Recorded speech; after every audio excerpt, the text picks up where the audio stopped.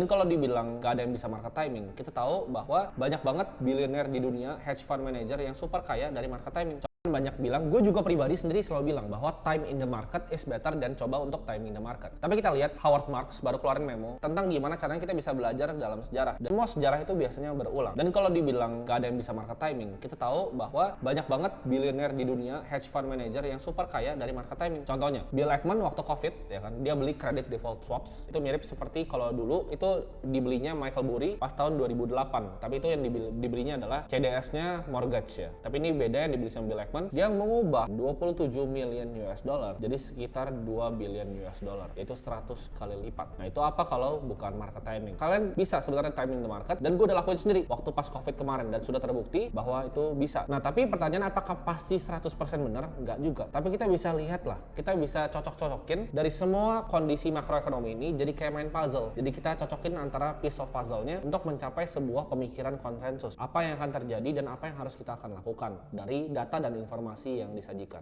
Nah ini point of view gue ya. Jadi kan prediksi gue ya di video sebelumnya gue ada yang bilang bahwa sebelum tanggal 14 videonya gue keluarin tanggal 13 kalau nggak salah. Tanggal 14 itu akan naik 0,5 dan terjadi bener prediksi gue. Ini prediksi gue selanjutnya ya. Ini akan terus naik at least 100 basis points lagi sampai di Maret 2023. Jadi apa yang terjadi? Kalau kita lihat misalnya saham dan interest rate. Jadi simpel gini. Kalau suku bunga naik, orang pasti lari dari aset-aset yang risky. Contohnya seperti saham dan kripto. Jadi ketika Fed naikin suku bunga tinggi, saham pasti akan turun. Itu memang udah hukum alam. Mungkin ada yang pernah turunnya barengan, yaitu tahun 2008, tapi itu anomali. Jadi kalau prediksi gue naik 100 basis points by Maret, ya pasti saham akan turun another 10 to 15% lagi.